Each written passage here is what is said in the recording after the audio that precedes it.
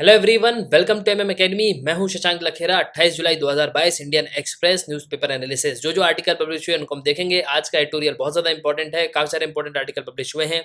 Asiatic lions को conserve करना mandatory है। अगर ये विलुप्त हो गए तो जिस तरीके से चीता जो है विलुप्त हो गए थे, वैसे ही जो है आपको एशियाटिक लॉयन भी विलुप्त होते हुए नजर आएंगे। एशियाटिक लॉयन सिर्फ और सिर्फ गिर नेशनल पार्क में हमको देखने को मिलते हैं, लेकिन ये बात करी जा रही थी बहुत पहले से कि इनको जो है रिलोकेट करना चाहिए मध्य प्रदेश में। इसके अलावा जो और भी जगह है वहाँ पे पहले अगर आप देखोगे तो नॉर्दर्न साइड जो है बहुत जगह आपको एशियाटिक लॉयन देखने को मिलेंगे, लेकिन अब जो है सिर्फ और सिर्फ वो गिर में रह गए हैं। ठीक है, अब देखो, न्यूज़ एनालिसिस जो होता है ना, उसमें हम मेनली जो सॉल्यूशन है उसकी बात करते हैं। तो अब से जो है हम पहले आर्टिकल में प्रॉब्लम की बात करेंगे कि इसमें प्रॉब्लम है क्या, उसके बाद जो हम सॉल्यूशंस की बात करेंगे। ठीक है, जो दूसरा आर्टिकल है medical devices and drugs bill, इसमें क्या क्या खामियां हैं इसके बारे में बात करेंगे। नॉट वेलफेयर फ्रीबीज, अब जो फ्रीबीज यहाँ पे दी जाती है, मतलब फ्री में जो रेवड़ियां बांटी जाती है, इलेक्ट्रिसिटी फ्री दे रहे हैं, ये दे रहे हैं, वो दे रहे हैं, इस पे एक सबसे बड़ा जो इम्पैक्ट है वो सरकार पे पड़ता है। सीधे सीधे स्टेट गवर्नमेंट जो है बहुत ज़्यादा परेशान होती है। और आपने रिपोर्ट भी जो है पढ़ी है, मैंने आपको बताया भी था कि 10 सरकार ऐसी है, मतलब 10 स्टेट में जो उनका डिफिशिट है वो बढ़ता जा रहा है, मतलब सरकार के ऊपर कर्जा बहुत ज़्यादा बढ़ता जा रहा है। अब आप बोलोगे कि ठीक है, अगर स्टेट के ऊपर कर्जा बढ़ रहा है तो ये लोन लेती होंगी। जी हाँ, लोन बिल्कुल लेती हैं, लेकिन इसमें सेंट्रल गवर्नमेंट का रोल आपको देखने को मिलेगा। जिस तरीके से हम मॉर्गेज रखते हैं अगर कहीं लोन लेने जाते हैं तो, कि भैया हमारी जो है इतना ये प्रॉपर्टी है तो आप इसको जो है मॉर्गेज रख लो, इसके बिहाफ पे हमको लोन दे दो। लेकिन देखो, होता यहाँ पे यह है कि सेंट्रल गवर्नमेंट जो है अपनी यहाँ पे रिस्पॉन्सिबिलिटी लेती है कि अगर स्टेट गवर्नमेंट ने पैसा नहीं चुकाया तो हम जो है बिल्कुल यहाँ पे चुकाएंगे। तो कहानी ये आ रही है कि भैया अल्टीमेटली सेंट्रल गवर्नमेंट के ऊपर जो है पूरा भार पड़ता है। दूसरी तरफ अगर आप देखोगे तो जनता ही से जो है पैसा वसूल किया जाता है। तो देखेंगे हम इस वीडियो में, बहुत ही इंपॉर्टेंट आर्टिकल आज पब्लिश हुए हैं, काफी कुछ आपको जो है जानने को मिलेगा। वीडियो को शुरू करने से पहले मैं क्वेश्चन पूछूंगा। अभी थोड़ी देर पहले जो है वीडियो अपलोड हो गया होगा, जो वेस्ट बंगाल के एनफोर्समेंट डायरेक्टरेट ने मतलब एनफोर्समेंट डायरेक्टरेट ने वेस्ट बंगाल में जिस तरीके से रेट मारी है। तो director of enforcement works under which ministry, तो डायरेक्टर ऑफ एनफोर्समेंट किस मिनिस्ट्री के अंडर में वर्क करता है। अब देखो, एनफोर्समेंट डायरेक्टरेट के पास क्या पावर होती है आपको पता है, जिसको आप ईडी कहते हो ना, कि ईडी ने इसको समन कर लिया, ईडी ने इसको उठा लिया, ईडी ने ये कर दिया, ईडी ने वो कर दिया। तो बहुत सिंपल सी बात है कि भैया जो ईडी है ना, एनफोर्समेंट डायरेक्टरेट, उसके पास पावर होती है कि वो किसी को भी उठा सकता है, किसी को भी जो है रेड कर सकता है, किसी के घर में भी घुस सकता है। वो उसको परमिशन की जरूरत ही नहीं पड़ती। तो वो अपने आप में जो है बहुत ज्यादा पावरफुल है एनफोर्समेंट डायरेक्टरेट। तो बड़े बड़े लोगों के घर में ईडी ही जो है छापा मारती है। तो ये किस मिनिस्ट्री के अंडर वर्क करता है आपको बताना है। Ministry of home affairs, ministry of finance, ministry of defence, ministry of commerce. सही उत्तर जो है कमेंट बॉक्स में कमेंट करना। इसके अलावा डिपार्टमेंट भी बताना कि किस डिपार्टमेंट के अंडर में जो है ये काम करता है।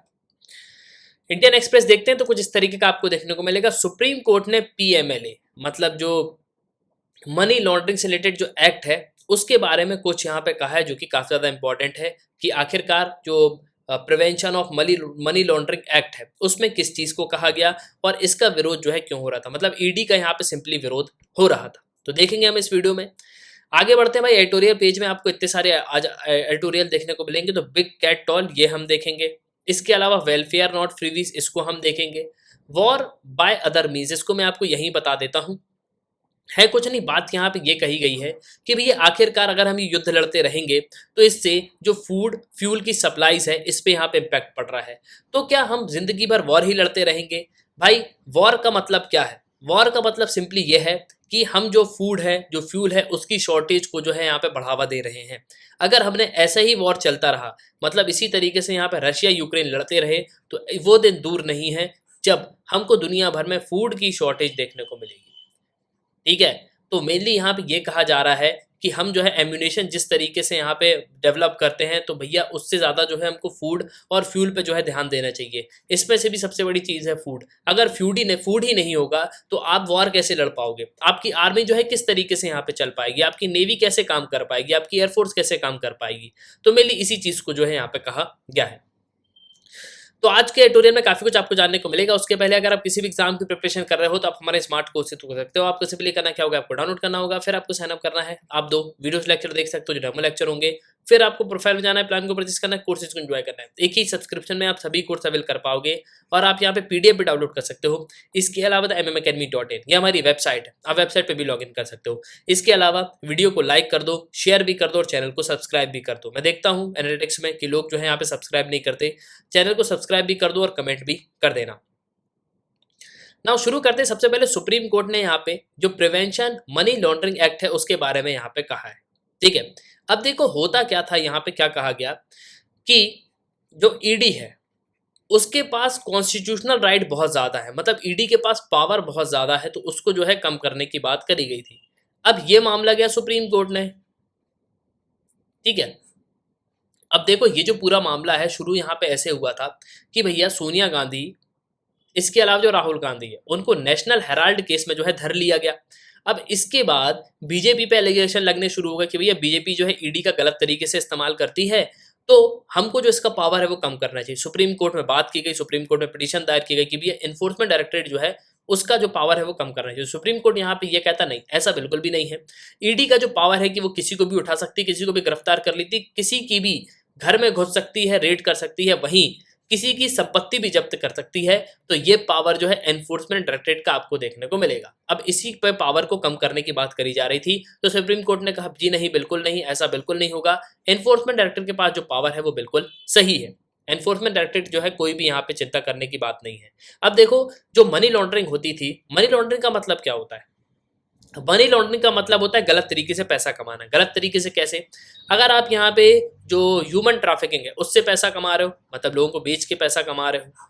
दूसरा है आप गन्स एम्यूनेशंस पे यहाँ पे डील कर रहे हो, ड्रग्स डीलर हो, ड्रग्स से पैसा कमा रहे हो, तो ये सब जो है मनी लॉन्ड्रिंग कहलाती है। अब इसी के लिए prevention of money laundering act लाया गया 2002 में।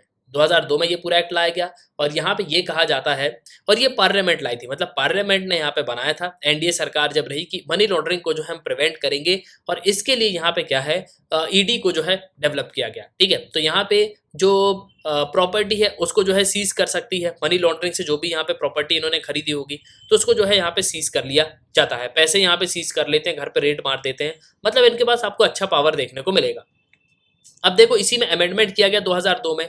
अब यहाँ पे ये कहा गया कि इसका जो सेक्शन 3 है वो ये कहता है कि भैया जिस तरीके से अगर आपने किसी को गिरफ्तार किया है, ठीक है, तो रिस्पॉन्सिबिलिटी है ईडी की कि प्रूव करे कि भैया ये यहाँ पे क्या है, गिल्टी है। इसी तरीके से जिस तरीके से सरकार की रिस्पॉन्सिबिलिटी के जो एलिगेशन लगे उनको प्रूव करे, वैसे ही जो इंसान यहाँ पे ये बता रहा है जिसको अरेस्ट किया गया कि भैया मैं निर्दोष हूँ, मैंने कुछ नहीं किया, तो उसके पास भी जो है एक पावर है, वो क्या करेगा, अपने आप को प्रूव करेगा कि मैं गिल्टी नहीं हूँ, तभी जो है उसको यहाँ पे छोड़ा जाएगा, ठीक है। तो ये चीज जो है आपको ध्यान रखनी है कि भैया सेक्शन 3 के तहत जो है यहाँ पे पावर है कि सरकार को प्रूफ करना होता है कि ये जो है रिस्पॉन्सिबल है, ये जो है एलिगेशन इस पे लगाए गए जो बिल्कुल सही है। वहीं दूसरी तरफ जो एक्यूज है, जिसको यहाँ पे पकड़ा गया है, वो भी यहाँ पे एक मौका उसको भी दिया जाएगा कि भैया तुम भी प्रूफ करो कि हाँ तुमने जो है गलत नहीं किया। अब देखो जो चटर्जी है, जो कि बंगाल में स्कैम हुआ ना, बंगाल में टीचर रिक्रूटमेंट स्कैम हुआ, 20 करोड़ रुपए यहाँ पे जो है मिले हैं, ठीक है। तो अब जो है उनको भी यहाँ पे मौका दिया जाएगा। अगर कोर्ट में उन्होंने प्रूफ कर दिया कि जी नहीं मैंने जो है यहाँ पे कुछ भी नहीं किया, मैं जो है यहाँ पे क्लीन चिट हूँ, तो इनको छोड़ दिया जाएगा, नहीं तो उनको जो है सीधे यहाँ पे जेल होगी ही होगी। आगे बढ़ते हैं। आइडियाज पेज में अगर आप देखो तो डिजिटल फार्मेटिस्ट के बारे में यहाँ पे बात करी गई, तो ये काफी इंपॉर्टेंट आर्टिकल है, इसको भी जो है हम डिस्कस करेंगे। ना शुरू करते हैं। सबसे पहले डिजिटल फार्मेटिस्ट पे जो है यहाँ पे बात करते हैं। अब देखो क्या होता है कि एक नया ड्राफ्ट लॉ जो है लाया गया 1940 के जो ड्रग और कॉस्मेटिक एक्ट है उसको रिप्लेस करने के लिए। तो अब जो नया लॉ है उसका नाम क्या है, drugs medical devices and cosmetic bill 2022। अभी ये क्या है, बिल है। एक्ट बन गया क्या ये? नहीं, बिल्कुल नहीं बना। बिल जब संसद से पास हो जाएगा, लोकसभा से पास हो जाएगा, राज्यसभा से बन जाएगा, प्रेसिडेंट जो है कंसेंट दे देंगे, तो उसके बाद जो है ये फाइनली क्या बन जाएगा, एक एक्ट बन जाएगा। अभी तो ये सिर्फ बिल है, ये अभी पास नहीं हुआ। अब राइटर यहाँ पे ये बताते हैं कि इसमें बहुत सारी खामियां हैं। अब उसके पहले खामियां जानने से पहले आप जो है समस्या यहाँ पे समझ लो। पहली समस्या ये है मेडिकल से रिलेटेड कि जो लोग हैं जो यहाँ पे मेडिकल की दुकान चलाते हैं वो उतने पढ़े लिखे नहीं है, ठीक है। जो बेसिक क्वालिफिकेशन है वो आपको 10th देखने को मिलेगी बिल पे। मतलब पहले का जो कानून था उसमें 10th जो है बेसिक क्लास है, ठीक है, कि आप 10th क्लास के हो, अगर आप 10th तक आप पढ़े हो तो आप क्या कर सकते हो, दवाई की दुकान खोल सकते हो, ठीक है। आप मेडिसिन जो है यहाँ पे क्या करोगे, बेच सकते हो। पहला पॉइंट हो गया। दूसरा पॉइंट की बात करते हैं। दूसरी खामी यहाँ पे क्या है कि भैया जो मेडिकल प्रैक्टिशनर्स, मतलब जो मेडिकल जो ओनर है, मतलब जो मेडिकल की दुकान यहाँ पे चला रहे हैं, उनका खुद का लाइसेंस नहीं होता। वो किसी और के लाइसेंस पे लेके जो है यहाँ पे चलाते हैं, तो ये दूसरी खामी हो गई। तीसरी हम बात करें, सबसे इंपॉर्टेंट बात ये है कि ये लोग मेडिकल जो ओनर हैं, जो मेडिकल की दुकान यहाँ पे चला रहे हैं, उनके पास कोई भी इंसान जाता है, तो अगर उसने बोला कि भाई मुझे ये दवाई दे दो, वो दवाई दे दो, तो वो यहाँ पे इजीली दे देते हैं। मतलब बिना प्रिस्क्रिप्शन के भी दवाइयाँ दी जाती हैं। कहीं अगर आप दोगे तो बहुत सारी जो दवाइयाँ हैं, करीब 500 से ज़्यादा दवाइयाँ ऐसी हैं जो कि बिना किसी डॉक्टर के प्रिस्क्रिप्शन से नहीं दी जा सकती। तो मेनली इस तरीके की खामियाँ जो है हमको देखने को मिल रही हैं, और इससे होता क्या है, कहीं न कहीं कुछ लोग जो हैं यहाँ पे कम पढ़े लिखे हैं, जिनको प्रॉपर एक्सपीरियंस नहीं है, उनको हम दवाइयों का लाइसेंस दे देते हैं, और उनसे क्या होता है, वो गलत दवाई दे देते हैं कभी-कभी, और लोगों को जो है बड़ी समस्याएँ भी देखने को मिलती हैं। इनफैक्ट कहीं-कहीं तो लोगों की डेथ भी हो जाती है। अब ये सब शॉर्टकमिंग्स जो है हमको देखने को मिल रही है, मतलब ये सब समस्याएँ हैं। अब इन्हीं को देखते हुए एक बिल लाया गया, तो राइटर यहाँ पे ये कह रही हैं कि अभी जो बिल लाया है ना, उसमें भी बहुत सारी खामियां हैं। इन सब चीज़ों पे जो है ध्यान नहीं दिया गया, मतलब कुछ चीज़ों पे जो है यहाँ पे ध्यान नहीं दिया गया, उन चीज़ों पे भी जो है ध्यान देना चाहिए। तो प्राइमरी ऑब्जेक्टिव जो है हम बात करेंगे कि बेसिकली यहाँ पे किन जो सॉल्यूशंस जो है क्या है, मतलब ये जो खामियां हैं ना, उनको किस तरीके से हम दूर कर सकते हैं। तो प्राइमरी ऑब्जेक्टिव क्या होता है किसी भी ड्रग लॉ का, कि भैया जो मेडिकल प्रोडक्ट बेचे जा रहे हैं देश में, वो पूरे सेफ होने चाहिए, इफेक्टिव होने चाहिए, और इन उनका क्वालिटी स्टैंडर्ड होना चाहिए। ऐसा नहीं है कि हम जो है यहाँ पे उनकी कॉपी बेच रहे हैं, ठीक है? ऐसा नहीं कि रीबॉक नहीं मिला तो रीबॉक ही सही, ये वाला काम नहीं होना चाहिए। तो इसलिए जो है यहाँ पे प्रॉपरली जो एक स्टैंडर्ड सेट किए गए हैं, वही चीज़ जो है लोगों को डिलीवर होना चाहिए। अब नया लॉ यहाँ पे क्या करेगा कि जो कंज्यूमर हैं, उनको यहाँ पे काफ़ी मदद करेगा, ठीक है? लेकिन अगर आप नए लॉ में भी देखोगे तो कई सारी खामियां हैं, जो कि लोगों को जो है ज़रूरत है जिन चीज़ों की। पहला मेजर फीचर यहाँ पे क्या है नए बिल में, कि यहाँ पे ये कंज्यूमर को जो है ई कॉमर्स से जो है रिलेट कर रहा है। अब देखो आज के समय जो ई कॉमर्स की जो वेबसाइट्स हैं, वो आपको काफ़ी देखने को मिलेगी। पहली बात तो कई सारे व्यापारियों को जो ई कॉमर्स उसने काफ़ी इम्पैक्ट किया। अब पहले क्या होता था, यहाँ पे मनमाने रेट पे जो है चीज़ें बेची जाती थी, लेकिन अब ऐसा नहीं है। अगर आप देखोगे तो मार्केट पूरा ओपन है, आप ऑनलाइन भी जो है चीज़ें जाके चेक कर सकते हो। मैं भी यहाँ पे जाता हूँ कोई भी चीज़ लेने, फॉर एग्जांपल मैं एसी लेने गया, तो मैंने जो है वहाँ पे मॉडल भी देखा। अब देखो वहाँ पे रेट ज़्यादा है, ऑनलाइन में रेट कम है, लेकिन देखो हर चीज़ को ऑनलाइन भी आप नहीं ले सकते, ठीक है? जो इलेक्ट्रॉनिक्स आइटम होते हैं, तो लोग जो है अधिकतर ये सोचते हैं कि हम जो है उसको ऑफलाइन ही परचेज करें। हाँ, प्राइस कंपैरिजन जो है लोग यहाँ पे ज़रूर देख लेते हैं, लेकिन फिर भी जो है आज के समय अगर आप देखो तो ऑनलाइन मार्केट जब से आया है, तो एक जो है ठीक-ठाक रेट जो है आपको हर जगह देखने को मिलेगा।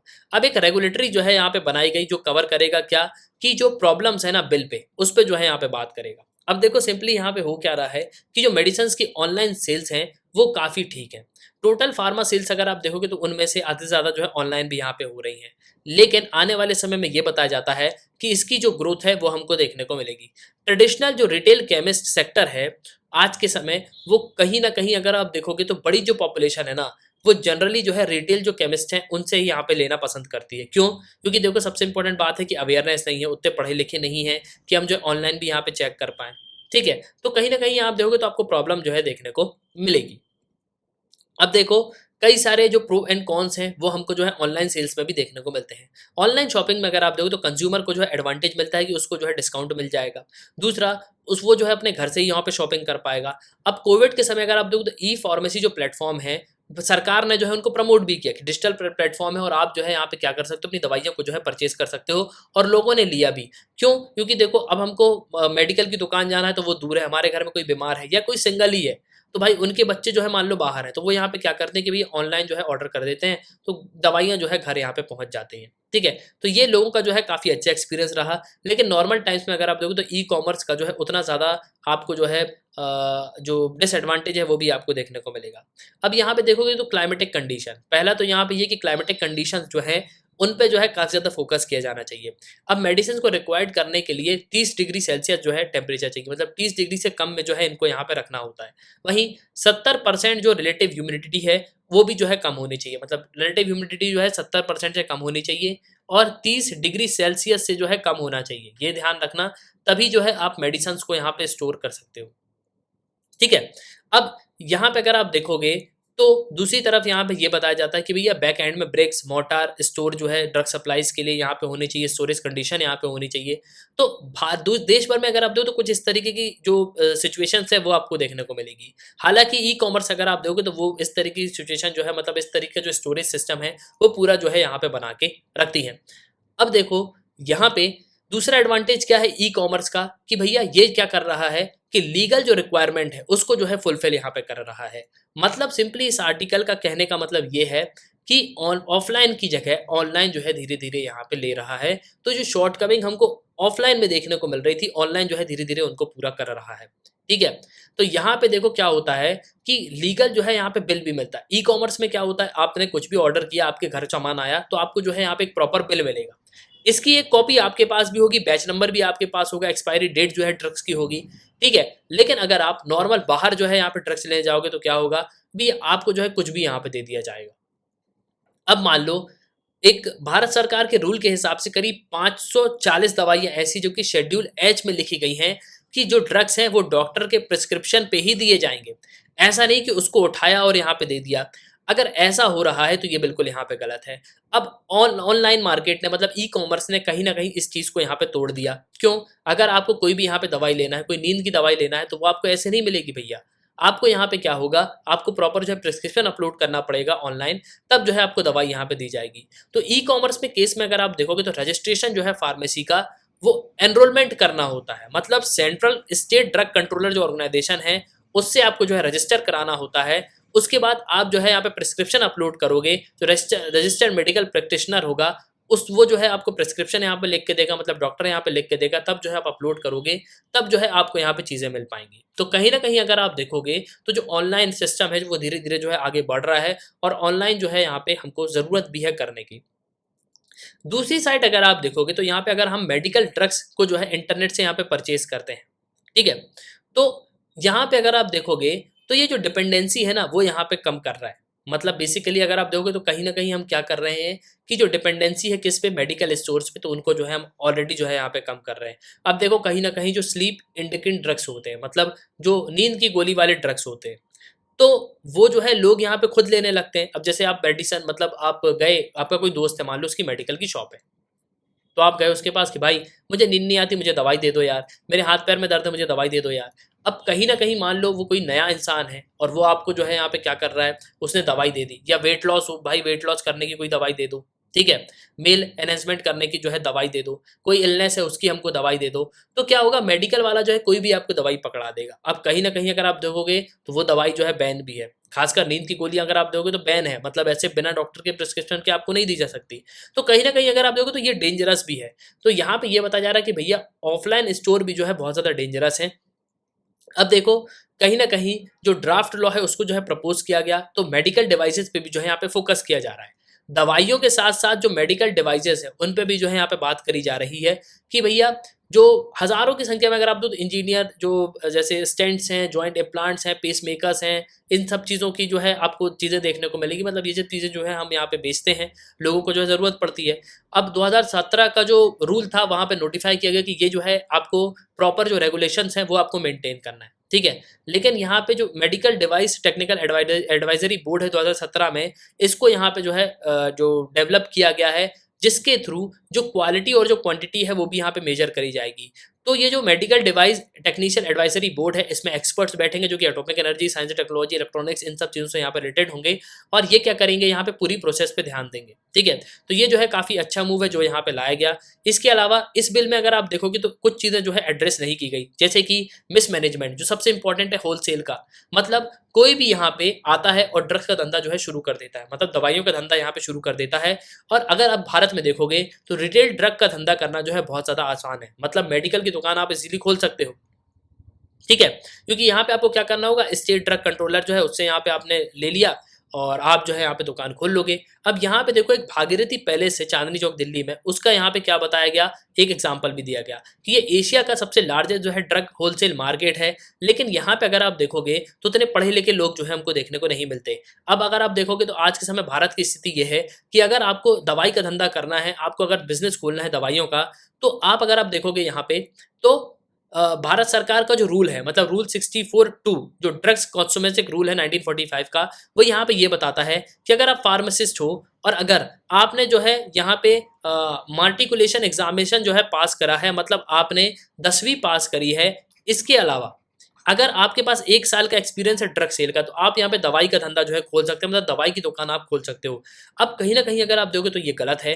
कुछ ऐसे भी हैं जो 80 साल तक हो गए और अभी जो है यहाँ पे काम कर रहे हैं। अब उनके उनके मतलब उनकी दुकान थी, उनका बेटा यहाँ पे ज़्यादा पढ़ा नहीं, तो उसको दवाइयों की दुकान का जो है नॉलेज नहीं था। लेकिन उस पापा के साथ रह के उसको जो है दुकान में नॉलेज आ गया, तो वो भी जो है यहाँ पे दवाई का धंधा कर रहा है। अब देखो यहाँ पे ये बताया जाता है करीब 7 लाख फार्मासिस्ट ऐसे हैं, जो यहाँ पे डिस्कार्डेड की स्थिति में हैं।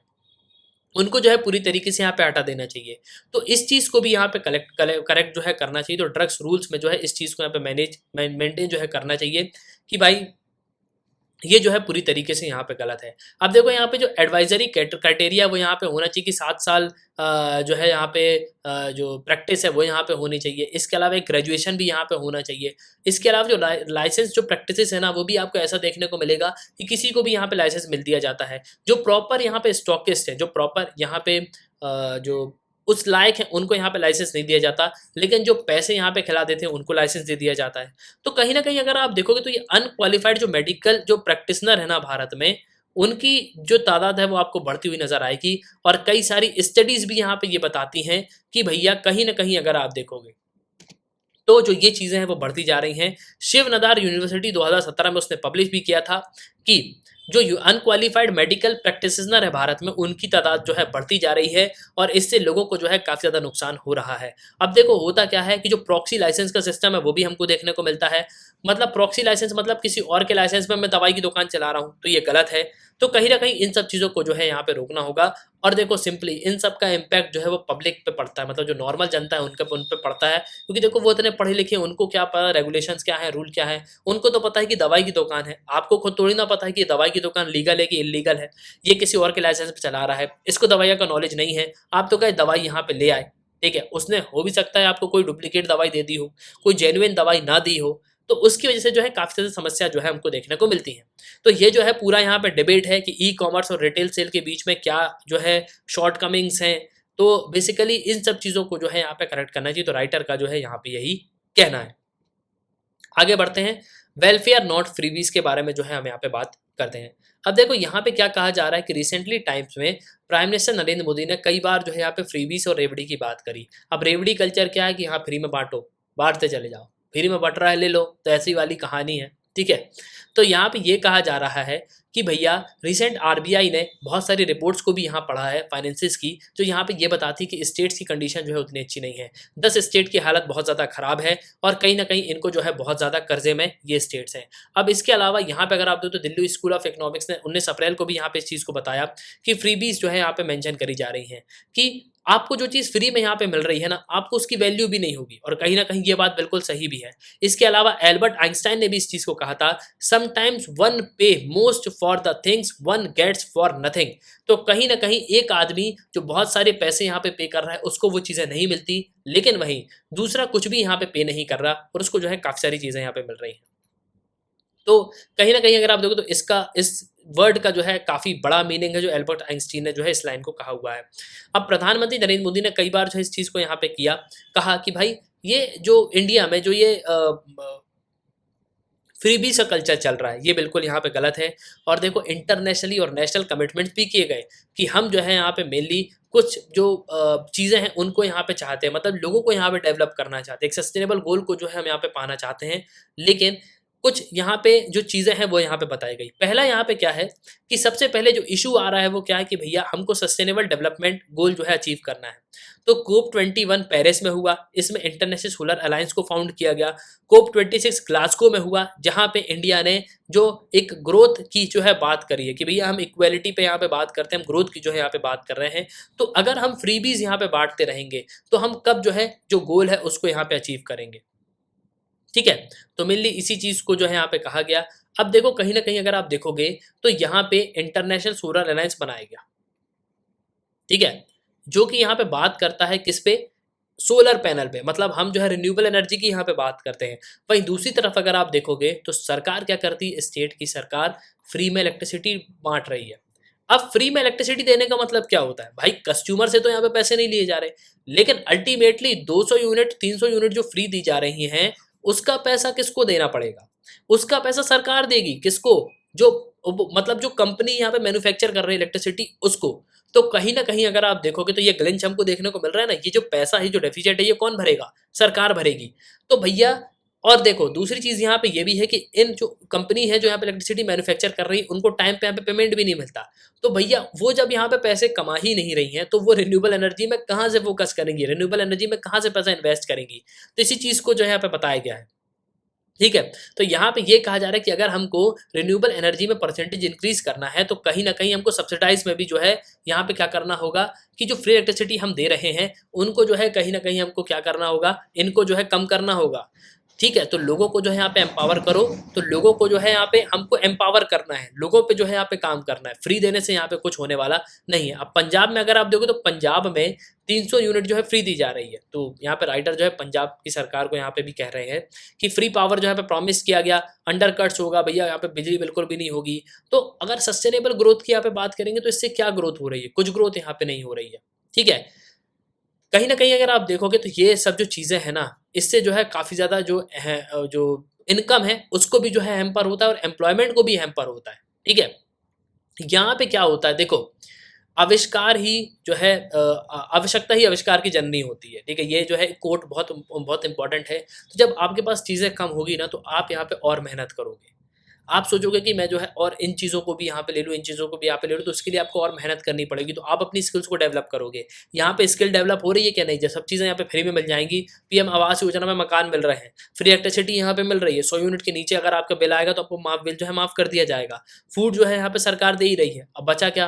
रोटी भी मिल गई, कपड़ा भी मिल जाएगा और मकान भी मिल जाएगा। ठीक है, कपड़ा तो यहाँ पे लोगों को कहीं ना कहीं से यहाँ पे अरेंज कर ही लेते हैं वो लोग। लेकिन कई लोग अगर आप देखोगे तो यहाँ पे जो है लोग क्या करते हैं कि भाई फ्री में जो रेवड़ियाँ बँट रही हैं ना, उसी पे जो है ज़िंदा है।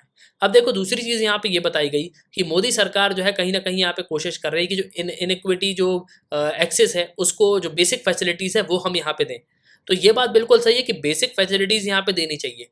अब जैसे कि banking, electricity, housing, insurance, water, clean cooking, fuel, ये सब जो है इम्पोर्टेंट है। ठीक है, लेकिन वहीं अगर आप देखो तो ये फ्री में देने की ज़रूरत नहीं है। हाँ, दूसरी तरफ अगर आप देखोगे तो हमको क्या करना है कि भाई जो यहाँ पे एजुकेशन है, जो हेल्थ है, ये फ्री में दो, ये ज़्यादा इंपॉर्टेंट है लोगों की। तीसरा यहाँ पे ये है कि भैया जो वेलफेयर स्कीम जैसे पीएम आवास योजना, स्वच्छ भारत मिशन, जल जीवन मिशन, ये जो है बिगेस्ट बैरियर जो है सिटीजन्स पे आपको देखने को मिलेंगे। मतलब इन्होंने जो है जो बड़े बड़े बैरियर है ना, जो लोगों के जीवन में यहाँ पे आ रहे हैं कि उनके पास छत नहीं है।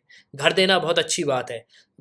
उसके अलावा जो हेल्थ है वो भी देना, जैसे आप देखोगे तो आयुष्मान योजना ये काफ़ी अच्छी कि भाई लोगों को 5 लाख तक का फ्री इलाज मिलेगा, जिससे जो है लोगों को यहाँ पे बेनिफिट होगा। ये काफ़ी ज़रूरी है कि घर देना, और जो इसके अलावा जो हम हेल्थ दे रहे हैं ये काफ़ी इंपॉर्टेंट है। लेकिन दूसरी चीज़ें यहाँ पे देना ये बिल्कुल जो है यहाँ पे गलत है। हमको लोगों को जो है सेल्फ रिलायंस बनाना चाहिए कि लोग जो हैं खुद यहाँ पे अपनी दम पे जो है खड़े हो पाएँ। चौथा यहाँ पे बात करी जा रही है कि टेक्नोलॉजी। अब डायरेक्ट ट्रांसफ़र बेनिफिट यहाँ पे लाया गया जो काफ़ी इंपॉर्टेंट है। लेकिन अगर आप देखोगे कहीं न कहीं तो लोग जो हैं यहाँ पे इस चीज़ का भी जो है गलत आपको देखने को मिलेगा। होता क्या है कि लोग क्या करते हैं यहाँ पे, पहले क्या होता था इसके पहले कि लोग जो है यहाँ पे जो गलत अकाउंट में पैसे जा रहे थे, मतलब लोग मर गए हैं फिर भी जो है यहाँ पे पैसे उनके अकाउंट में जा रहे हैं, तो उनके घर वाले जो हैं यहाँ पे उस पैसे से मज़े कर रहे हैं। तो कहीं न कहीं अगर आप देखोगे तो ये सब जो शॉर्टकमिंग्स है वो आपको देखने को मिलेगी। लेकिन हाँ, देखो कहीं न कहीं सरकार ने जो है काफ़ी ज़्यादा काम भी किया है। आप देखो यहाँ पे जो वाटर की समस्या थी, तो पानी की जो है समस्या यहाँ पे हल करने की बात करेंगे, जल जीवन मिशन यहाँ पे लाया गया। इसके अलावा स्वच्छ भारत मिशन लाया गया। स्वच्छता रहेगी तो उससे क्या होगा, हेल्थ जो है इश्यू कम रहेंगे। इसके अलावा अगर आप देखोगे तो आगे यहाँ पे बात करी जा रही है कि एक्सपेंडिचर पे यहाँ पे बात करी जा रही है कि किस तरीके से जो एक्सपेंडिचर है उसको जो है हम यहाँ पे कम करना चाहिए। कहीं ना कहीं स्टेट और सेंट्रल गवर्नमेंट के बीच में आपको जो है डेडलॉक भी देखने को मिलेगा, क्योंकि स्टेट जो है कई सारा यहाँ पे पैसा खर्च कर रही है और डेफिसिट में जो है जाती जा रही है। ठीक है, तो कहीं ना कहीं अगर आप देखो तो फिजिकल डेफिसिट जो है स्टेट का वो आपको जो है बहुत ज़्यादा बढ़ता हुआ नजर आएगा। लेकिन देखो मैं आपको एक चीज़ बता दूं कि बाकी देशों से कंपैरिजन अगर आप करोगे तो इंडिया का जो डेफिसिट है वो आपको जो है कम देखने को मिलेगा। अब देखो यहाँ पे ये कहा जाता है कि अगर आप कंपैरिजन करोगे तो कहीं ना कहीं हमको जो है बहुत सारे प्रॉब्लम्स देखने को मिलते हैं।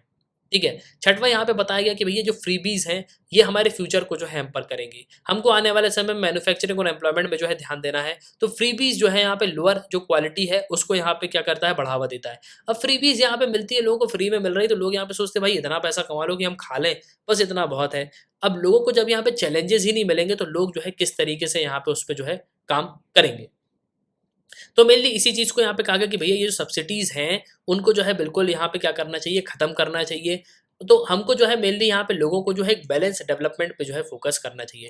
तो जो इनइक्वालिटीज़ है ना, जो लोगों को यहाँ पे एक तरफ तो लोग जो है यहाँ पे पैसा भी भर रहे हैं, उनको चीज़ें यहाँ पे नहीं मिल रही। दूसरी तरफ जो है लोग यहाँ पे पैसे नहीं भर रहे, उनको जो है सब चीज़ें यहाँ पे मिल रही हैं।